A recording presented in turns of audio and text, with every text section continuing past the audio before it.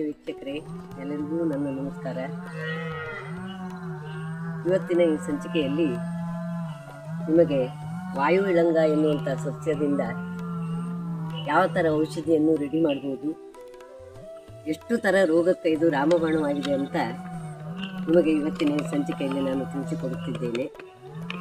ಈ ಸಸ್ಯವನ್ನು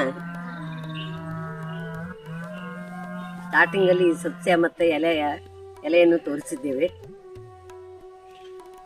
ಇದನ್ನು ವೀಕ್ಷಕರೇ, ನಮ್ಮ ಮಲೆನಾಡಿನ ಪ್ರತಿಯೊಂದು ಕಾಡಿನಲ್ಲೂ ಇದು ಕೂಡ ನ್ಯಾಚುರಲಿಯಾಗಿ ಬೆಳೆಯುವಂಥ ಸಸ್ಯ. ಇದನ್ನು ನೀವು ಪೇಟೆಯಲ್ಲಿ ದುಡ್ಡು ಕೊಡ್ತಾನೆ ಅಂದರೂ ಈ ಸಸ್ಯ ಸಿಗೋದಿಲ್ಲ. ಹಾಗಾಗಿ ಎಷ್ಟೇ ಮನುಷ್ಯನಿಗೆ ಎಸಿಡಿಟಿ ಅನ್ನುವಂಥ ಕಾಯಿಲೆ ತುಂಬ ದೊಡ್ಡದು. ಇದರಲ್ಲಿ 5 ವಿಧ ಇರ್ತದೆ. ಆ 5 ವಿಧ ಆದಂಥ ಕಾಯಿಲೆಗೂ ಇದು ರಾಮಬಾಣ. ಇದನ್ನು ಮಾಡುವಂಥ ವಿಧಾನವನ್ನು ನಿಮಗೆ ತಿಳಿಸಿಕೊಡುತ್ತೇನೆ. ಇದನ್ನು ಈ ಥರ ಚಂಡೆ ಸಮೇತ ತರಬೇಕು. ನಿಮಗೆ ಸಾಮಾನ್ಯ 1 ವಾರ ಇದು ಬೇಕಾದರೆ ಸ್ವಲ್ಪ ಜಾಸ್ತಿ ಪ್ರಮಾಣದಲ್ಲಿ ಮಾಡ್ಕೊಳ್ಬೋದು. ಇಲ್ಲವಾದರೆ 2 ದಿನಕ್ಕೊಂದ್ಸರಿ ಅನುಕೂಲವಾಗುವಂತೆ ನೀವು ಮಾಡ್ಕೊಳ್ಬೋದು. ಬೇಸಿಗೆಯಲ್ಲಿ ಈ ಸಸ್ಯವನ್ನು ಎಲೆ ಸಮೇತ ತಂದು ನೀವು ಒಣಗಿಸಿ ಪೌಡರನ್ನು ಕೂಡ ಮಾಡಿಟ್ಕೊಳ್ಬೋದು. ಇದು ಕೆಳಗಡೆ ನೋಡ್ರಿ ವೀಕ್ಷಕರೇ, ಎಲ್ಲ ಮನುಷ್ಯನ ನರಗಳು ಹೆಂಗಿರ್ತದೆಯೋ ಆ ಥರ ಇದೆ. ಈ ಸಸ್ಯದ ಕೆಳಗೆ ಎಲೆಯ ಕೆಳಗಡೆ ಇರ್ತದೆ. ಇದು ಮನುಷ್ಯನಿಗೆ ತುಂಬ ಉಪಯುಕ್ತವಾದ್ದು, ಎಸಿಡಿಟಿಗೆ ರಾಮಬಾಣವಾಗಿದೆ. ಇದನ್ನು ನೀವು ತಂದು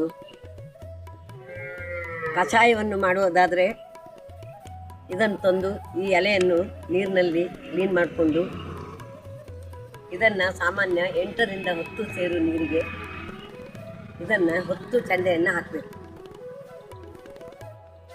ಆನಂತರ ಇದಕ್ಕೆ ಒಂದು 4 ರಿಂದ 5 ಸ್ಪೂನು ಸೋಂಪು ಅಂದರೆ ಬಡೆ ಸೊಪ್ಪು ಅಂತ ಹೇಳ್ತೀವಿ ನಾವು, ನೀವು ಸೋಂಪು ಅಂತ ಹೇಳ್ತೀರಿ ಸಿಟಿ ಒಳಗಿನ ಜನ. ಅದನ್ನು ಚೆನ್ನಾಗಿ ಮಿಕ್ಸಿಯಲ್ಲಿ ಒಂದ್ಸರಿ ಸೋಂಪು ಮತ್ತು ಇದನ್ನು ಹಾಕಿ ಒಂದು ಸರಿ ಮಿಕ್ಸಿ ಜಾರ್ ಮಾಡಿದರೆ ಸಾಕು. ಅದನ್ನು ಕುದಿಯುವಂಥ ನೀರಿಗೆ ಹಾಕಬೇಕು. ನೀವು 10 ಲೋಟ ನೀರಿಟ್ಟರೆ ಅದು 5 ಲೋಟ ನೀರಿಗೆ ಅದನ್ನು ಇಳಿಸ್ಬೇಕು. ಇದನ್ನು ವೀಕ್ಷಕರೇ, ಬೆಳಗ್ಗೆ ಖಾಲಿ ಹೊಟ್ಟೆಯಲ್ಲಿ ತೇಗು ಬರುವುದು, ಗಂಟ್ಲೂರಿ, ಹೊಟ್ಟೆ ಉಬ್ಬಿಸುವುದು, ಅಲ್ಲದೆ ತಿಂದಂಥ ಪದಾರ್ಥ ಜೀರ್ಣ ಆಗದೆ ತೇಗು ಬರುವುದು, ಇದರಲ್ಲಿ ನಾನಾ ನಮೂನೆ ಇರ್ತದೆ. ಒಂದು 5 ವಿಧ ಇದೆ ಎಸಿಡಿಟಿಯಲ್ಲಿ. ಅದನ್ನು ಬೆಳಗ್ಗೆ ಖಾಲಿ ಹೊಟ್ಟೆಯಲ್ಲಿ 1 ಟೀ ಕಪ್ಪಿನಲ್ಲಿ ನೀವು ಲೆಮನ್ನು ಕೂಡ ಹಾಕಿ ಸೇವಿಸ್ಬೋದು, ಇಲ್ಲ ಅಂದರೆ ಹಾಗೆ ಕುಡಿಬೋದು. ಎಸಿಡಿಟಿಗೆ ಇದು ರಾಮಬಾಣ.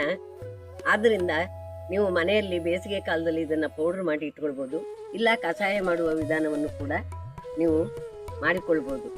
ಇದರಿಂದ 5 ರೀತಿಯ ಎಸಿಡಿಟಿಗೆ ಇದು ರಾಮಬಾಣವಾಗಿದೆ. ವೀಕ್ಷಕರೇ, ಈ ಸಂಚಿಕೆ ನಿಮಗೆ ಇಷ್ಟವಾದಲ್ಲಿ ಲೈಕ್ ಮಾಡಿ, ಶೇರ್ ಮಾಡಿ.